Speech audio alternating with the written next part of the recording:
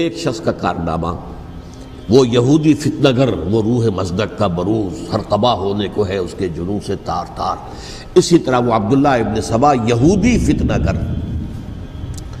آج اہل تشیع میں سے بعض حضرات کہتے ہیں کہ یہ عبداللہ ابن سبا یہ تو افسانوی شخصیت ہے، اس کی حقیقت کوئی تھی ہی نہیں، حالانکہ ان کی اپنی کتاب میں رجال کشی کے اندر اس کا ذکر موجود ہے، اور یہ بھی موجود ہے کہ حضرت علی رضی اللہ تعالیٰ عنہ نے اپنے عہد خلافت میں اسے زندہ جلوایا ہے۔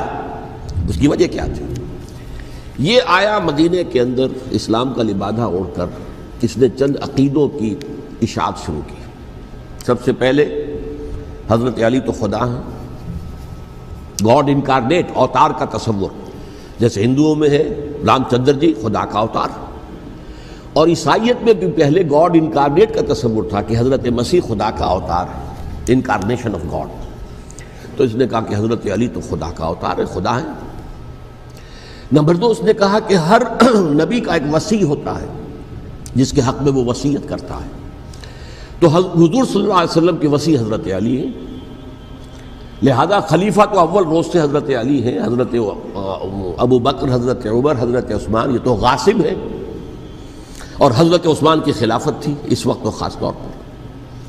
پھر اس نے جو قبائلی عصبیت تھی اسے بھڑکایا۔ پرانی جو عصبیت چل رہی تھی قریش کے اندر، وہ دو گھرانے ایک دوسرے کے مد مقابل تھے۔ دیکھیے، ایک ہوتا ہے قبیلہ، ایک ہوتا ہے گھرانہ۔ ہمارے پنجاب میں ایک قبیلہ ہے وٹو قبیلہ، اس کے گھرانے بہت سے، مانے کے، لالے کے، سجے کے، شامت کے، یعنی کوئی لالا تھا ان میں سے بڑا، ان کے بیٹے ہو گئے لالے کے، ان کی اولاد، خاندان یہ کہلاتے ہیں۔ قبیلہ ایک، یہ وٹو قبیلہ۔ تو قبیلہ تھا قریش، اس میں گھرانے بہت تھے، بنو ہاشم، بنو امیہ، بنو تیم، بنو عدی، یہ بہت سے گھرانے تھے۔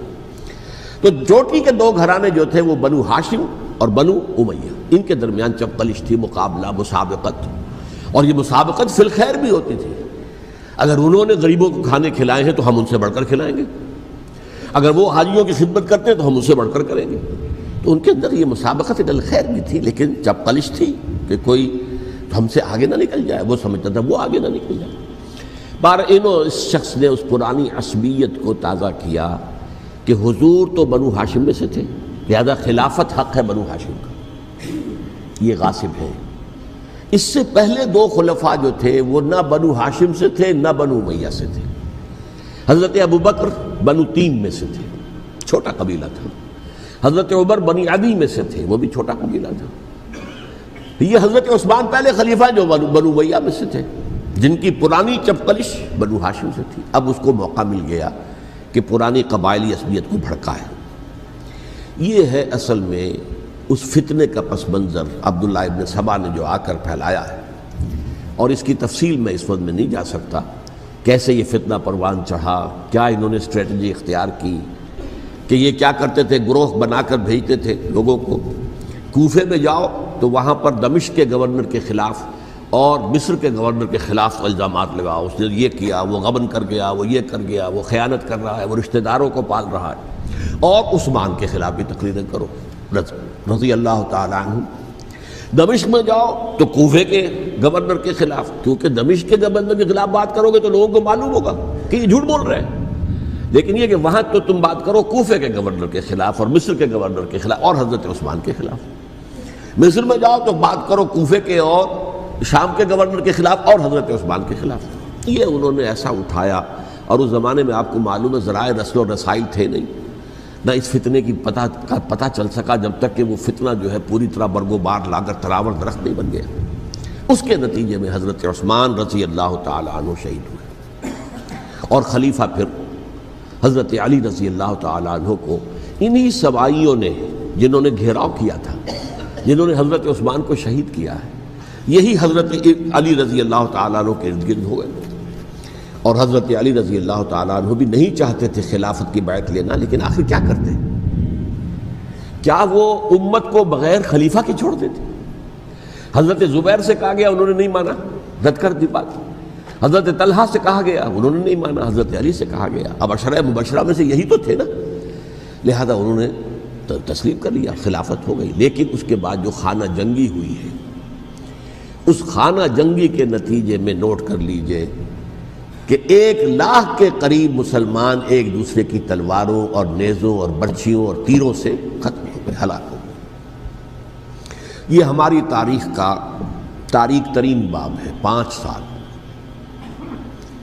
4.5 سال حضرت علی کی خلافت کے اور 6 مہینے حضرت حسن کی خلافت کے رضی اللہ تعالی عنہ۔ اس سے کیا ہوا کہ ایک طرف تو اسلام کی جو توسیع ہو رہی تھی، تھمتا نہ تھا کسی سے سیل رواں ہمارا، وہ سیلاب رک گیا، انٹرنل سیبوٹاج ہو گئی نا، اب تو اندر ہی آپس ہی میں اگر دست و گریبان ہو گئے تو باہر اب کیا توسیع کرتے ہیں، وہ توسیع کا عمل رک گیا۔ اور یوں سمجھیے کہ جیسے ٹرک اگر کبھی چل رہا ہو، بھرا ہوا ہو، لوڈڈ، اور وہ چڑھائی چڑھ رہا ہو، تو اگر کہیں موشن ٹوٹ جائے، ٹرک کو رکنا پڑے، تو ڈرائیور کے جان پر بن جاتی، اس لیے کہ اس کو دوبارہ سٹارٹ کرنا، اور جبکہ وہ چڑھائی پر ہے، انکلائن پر ہے، آسان کام نہیں ہوتا، خطرہ ہوتا ہے وہ پیچھے جو ہے وہ نہ جائے۔ اور پہاڑی علاقوں میں آپ کو معلوم ہے ذرا پیچھے چلے جانے کا مطلب جو ہے بہت خطرناک جو ہے نتیجہ نکل سکتا ہے۔ بہرحال حضرت علی رضی اللہ تعالیٰ عنہ نے اپنے خلافت میں ایک کام یہ کیا، اب اس کی کیا مصلحتیں تھیں یہ تو انہی کے علم میں ہوگا، ہم قیاس کر سکتے ہیں اور میں اس میں نہیں جانا چاہتا۔ ابھی تک خلافت کا مرکز تھا مدینہ منورہ، حضرت ابوبکر، حضرت عمر، حضرت عثمان، وہیں جہاں حضور صلی اللہ علیہ وسلم رہے تھے اور جہاں پر کہ حضور مدفون تھے۔ لیکن حضرت علی نے اپنا مرکز جو ہے وہ کوفہ بنا دیا۔ اچھا، اس کی ایک ظاہری وجہ یہ سمجھ میں آتی ہے کہ اسلام کا جو پھیلاؤ ہو گیا تھا، وہ سلطنت اتنی وسیع ہو گئی تھی کہ مدینہ منورہ بہت جنوب میں اور بڑے صحرا کو عبور کر کے جانا ہوتا تھا۔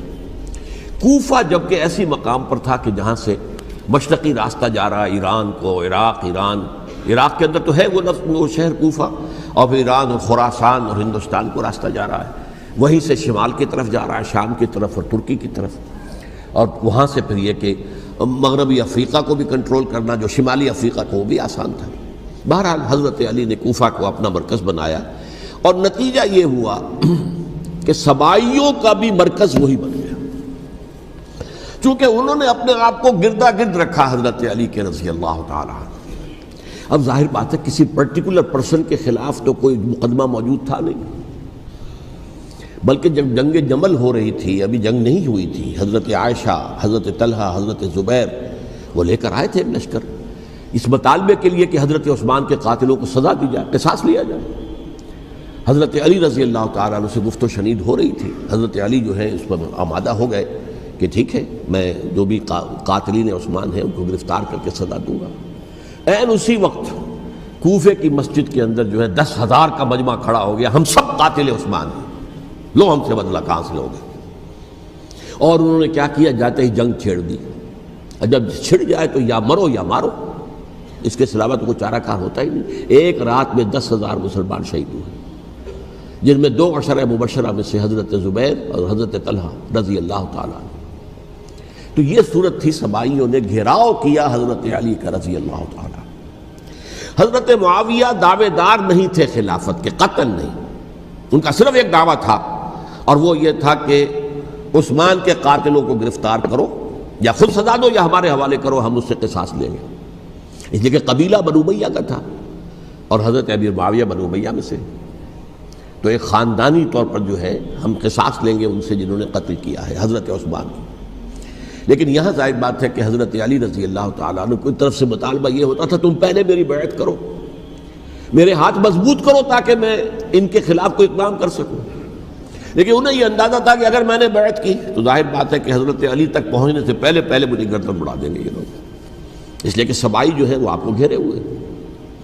بہرحال ایک عجیب الجھاؤ، ایک ڈائلیما تھا جس کی وجہ سے یہ جنگ چلتی رہی، اور حضرت علی رضی اللہ تعالیٰ عنہ کو انہی کے شیعان علی ہی کے اندر سے وہ جماعت علیحدہ ہوئی تھی جس کو ہم خوارج کے نام سے جانتے ہیں، اور ایک خارجی ملجم ابن ملجم ہی نے حضرت علی کو شہید کیا رضی اللہ تعالیٰ عنہ۔ پھر حضرت حسن رضی اللہ تعالیٰ عنہ، اب دیکھیے کس قدر صحیح بات تھی جو حضرت علی رضی اللہ تعالیٰ عنہ نے فرمائی جب ان سے کہا گیا کہ کیا ہم آپ کے بیٹے حسن کے ہاتھ پر بیعت کر لیں رضی اللہ تعالیٰ عنہ۔ فرمایا نہ میں تمہیں اس کا حکم دیتا ہوں نہ میں اس سے روکتا ہوں، یہ تمہارا معاملہ ہے، امرہم شورا بینہم، تم اپنے باہمی مشورے سے جو فیصلہ کرو گے ٹھیک ہے، میں نہ حکم دیتا ہوں نہ روکتا ہوں، اس کا کیا مطلب ہے؟ باپ کے بعد بیٹے کی خلافت ہرگز حرام